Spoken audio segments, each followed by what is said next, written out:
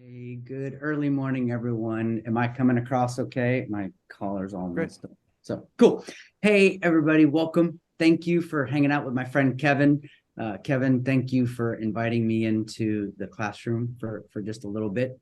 As he shared a moment ago, my name is Jason Womack here in the Department of Defense. I go by JW. Apparently, in the 1970s, there were a lot of Jasons that were born. So that's a way to distinguish myself. Want to just get it out of the way. Everything that I say today is just my own opinion. None of this is Department of Defense, Department of the Air Force, or United States Force endorsed. So now that we've got that on recording, I can spend a little time. I've spent the past several years taking a look at what I like to call what goes weird when someone gets promoted from among their peers. And that's going to happen to some people in this room. It may have already happened to some of you. In my past career of running a small consultancy with my wife, Jody, she and I were both authors. We were both executive coaches. We were both pretty caring human beings. And what we found over the years is that the equipment that got someone promoted, being the best in the world at what they did, tactically awesome, operationally amazing, did not always translate into emotionally intelligent. And so when I look at my own coaching practice, it's really rooted in what are the behaviors that are going to get someone to take a look back at what they did so that they can look forward to what they could do. Kevin, let me know that on the break, you were thinking about what you want to be known for. And then I'll always add in, what do you want to be known as? And those two distinctions are pretty important to me. So if I made a list, maybe this is the easier way to do it. If you can do just a quick draw a line up and down, give yourself 3 or 4 lines. On one side, let's change the question to, what do I want to be better at? And then on the other column, what do I want to be a better? Now, if I look at this personally, I can look out over the next 6, 12, 24 months, and I can go, wow, I'd really like to be a better leader. I'd like to be a better researcher. I'd like to be a better husband. I'd like to be a better athlete. Generally, these are nouns when I work with folks. These are things, and quite frankly, I may never check them off as done. I want to be a better son. I'm not going to check that off. Then I can go to the other column and I can go, well, what do I want to be better at? And then I can do that game for those of us who grew up in the States. And maybe if you grew up internationally, you did this. How many of you remember, did you do the activity where you got the states down one list and then you had the state capitals out of order on the other list? All right. So Anchorage and Juneau and California and Sacramento. But now I can do it with what you've just built. Let's pretend I put down there, I want to be a better researcher. Well, then I can go on the other side and go, I want to be better at citing the work that I'm publishing with information before and after COVID. Some of the work that I'm diving into right now is around psychological safety, belongingness, and community. Well, it turns out that if I do a search through Google Scholar and I type in the words isolation at work, there was a lot written before March of 2020. There's a lot been written after March of 2020. So that's in my world how I manage and master. Kevin asked you, what do you want to be known for and known as? What do I want to be a better? What do I want to be better at? Now, let's break. So I want to just kind of give that little, that was my response, Kevin, to what we shared while they were out on their break. What I want to do now is I want to talk about this reflective practice, what Kevin likes to refer to as the pause. And so what I'd like to offer you is a model and a framework. And if, let's see here, I'm going to attempt to take over your share screen. So will someone give me a thumbs up if you can see my remarkable? Kevin, did that come across okay? Yes. Rock on. Yes, you're good. Cool. So that's me. I'm on LinkedIn. If anybody wants to continue the conversation later on, what I want to do is I want to bring you a model and then a framework for this thing that I call reflection. My goal is to make this as usable as possible. What I'll do is I'll take about the next 6-7 minutes. I'll explain all of this. I'll give you a couple of charts if you want to take photos of these on your phones. I can also share this as a PDF with you later on. So when I think of model, I think of something that someone has built that I can use to my advantage. Let's just get it out of the way. All models are flawed. Some parts of some models are useful. And then what I want to do is I want to build the framework. So what's that model show me? What's the example that it's set? And then how do I activate it? How do I use it? So there on your notes for today, I know Kevin asked you to make a little space for today. Let me ask you to draw a triangle there. And then if you'll label the triangle with a T, an RB, and an OD. So when I think about pausing, this is a tool that I use. I'll do this throughout the day. Maybe you experiment with this at the end of the day for the next 5. Today's Thursday. If you're watching this as a recording, it's whatever day. So Thursday night, Friday night, Saturday night, Sunday night, and Monday night. I do include weekends, by the way.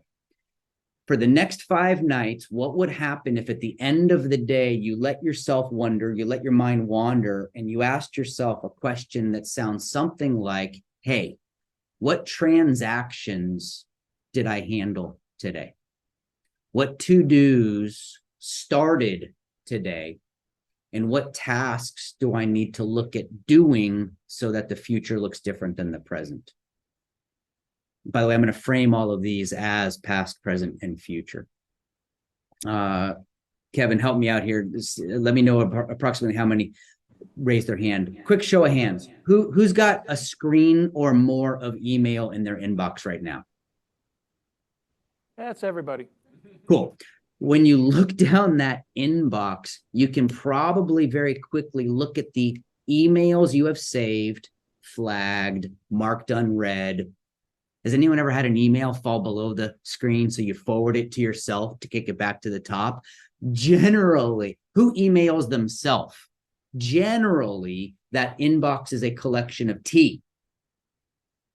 Now, the only reason, let me move over to the RB. The only reason for me, the only reason that I would want to handle the T elegantly, completely, professionally, is because the more tasks I handle, the more to-dos I check off the list, the more transactions that I create. Now I'm starting to build a relationship. Now, maybe I tasked myself to read a chapter of Kevin's book on coachability, and I'm developing my relationship to my craft of asking powerful questions and listening empathically. Or maybe I make a promise to show up for my friend's class at 8:45 on a Thursday morning. I'm handling the task, strengthening my relationship to you and hopefully to Kevin. That arrow from task to relationship building, let me circle this X right here. If this is compromised, the relationship can be compromised. I'm going to stop sharing so I can see more of your beautiful faces. Check this out. I know for a fact, if I make a promise and do not keep it, at the best, you and I keep our relationship even. At the worst, there will be some compromise there. Now, let's pretend I make a promise. I don't keep it. You remind me I made a promise. And then the next week, I follow through on that promise that you reminded me that I kept. Okay, we're kind of even in that relationship. How about this? Who's ever had a boss that made a promise and weeks, months, and maybe even a year went by and they did not get you into that meeting, did not get you on that project, did not put you in for the award or the promotion? And now I can look at that and go, wow, at the worst, an unkept promise can actually compromise the relationship. As you're thinking about this, I told you I was going to do past, present, or future. So maybe at the end of the next 5 nights, the end of the next 5 days, what you could be looking at is, what relationship did I build today? Where did I create rapport today? What do I need to do to earn the respect of others going into the future? The past, the present, and then the future. Okay, I'm going to show all of my cards. Do I have any international students in the room? Kevin, is anyone not brought up in America? Yes. Cool. I'm going to show my Americanness right now. Please don't judge me, even though you will. Here's the truth. The only reason that I am going to create tasks so that I can build relationship is so that at some point in our future, you and I have more opportunities together. I'm being very transparent with you all. The reason that I want to engage, I want to get my next credential, I want to get my next certificate, I want to get the next meeting, I want to get on the next project, is I want to meet more people. I want to build my network. I want to build relationships, earn respect, develop rapport so that I get an email that says, hey, would you come talk to my students about reflective practice on a Thursday morning? Now, here's the amazing thing to me. That opportunity that opens up, that option that was just created in front of us, the moment I say yes, that then leads me to another transaction. That framework, and you'll notice that I've turned the triangle into a circle, is because I'm attempting to make that as fluid as possible. Let me pull this back down so you can see more of my face. I'm attempting to make that as fluid as possible. Let me go from a T, build the relationship, over to the option, back to the transaction, well managed, we strengthen our relationship. Well, now we create an opportunity. I'll ask this one last question, and then Kevin, I think I can turn it over and answer any prompts or clarifications or questions from the room. But here's how I can show the model works. If the answer to this question is yes, just raise your hands. Kevin, give me a kind of an eyeball, non-mathematical picture. Here's the question. Who in this room has ever been given an opportunity you did not think you were ready for, but someone gave you a shot because they trusted you? Just about all the hands. T, R, B, O, D. If you're wondering at the end of the day how to practice the reflective pause, I will offer you that framework. Let yourself wonder what transactions I finished or are in motion. What relationships did I build or need to build? And what opportunities did I take advantage of or am I looking to create? That was what I wanted to share with you this morning. How can I serve this community? Some time here for questions, either on this topic or other things about leadership or reflection. So class, would like to start? In the back, Serge. Thanks, Jason, for the framework. I guess do you think that this is like better utilized as like a reflective framework or something like as you're looking at opportunities, like ways to figure out how you can do different transactions that'll build your relationship? Like, is it a front end thing or back end thing better in your experience? Yeah, I'm gonna pull the Brave New World improv on you and say yes. Yeah. And then where the foundation of my answer of yes, it's great for reflection. Yes, it's great for future projection. Maybe we could put that word in, is because what I've learned about practice. I was brought up learning that practice made perfect.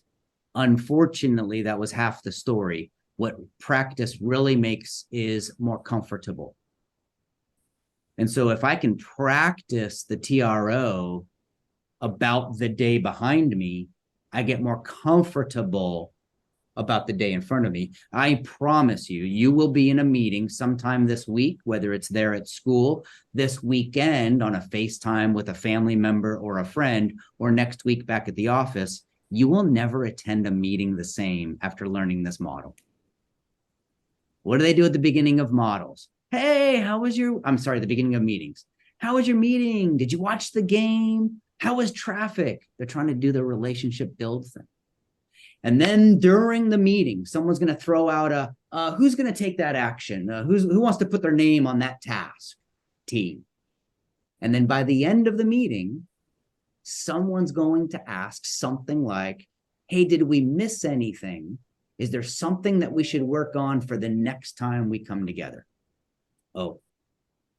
So my question to us is, how do I become more comfortable practicing using the model? And a way that I've come up with that is I implement the model on today, on last week, on the last project that we finished.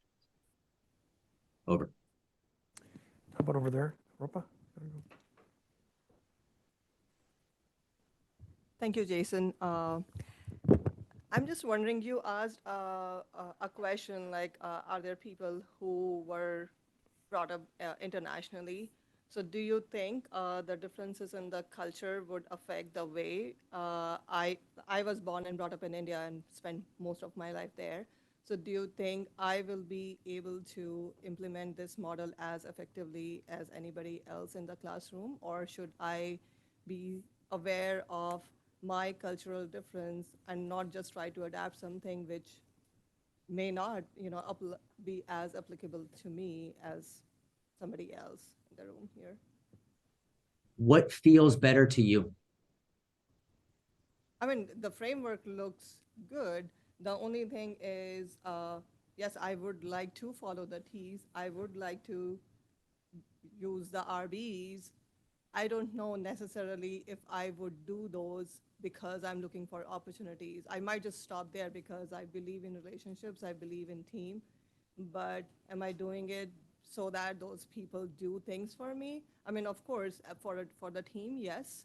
Yeah. And I know that's what you meant. I mean, it's all about team and, how we are progressing together. But intentionally, I may not, do those relationships because I want to see this as an opportunity.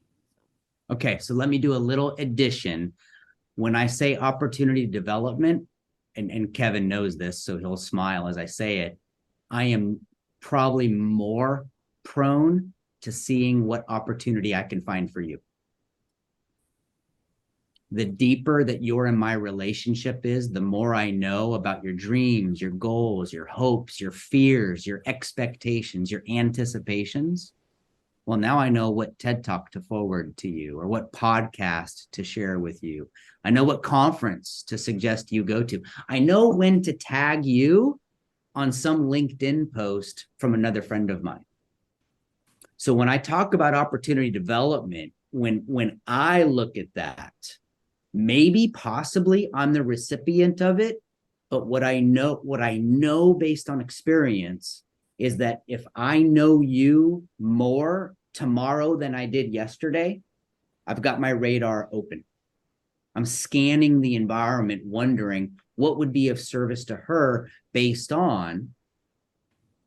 And then the way that I say it, for those of you who made the better at and a better, if you make that inventory, if you share with someone like me what you want to be better at, I got you.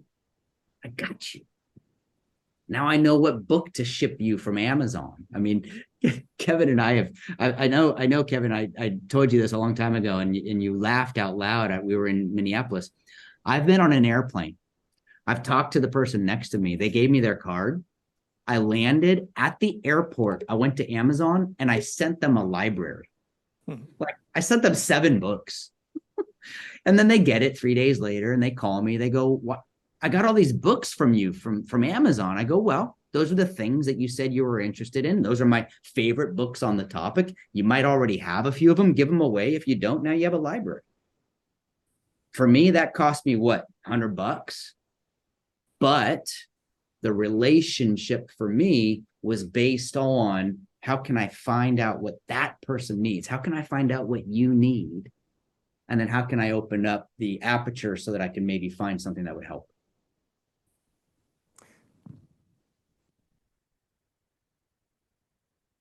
Kevin, I'm about to hit my time limit.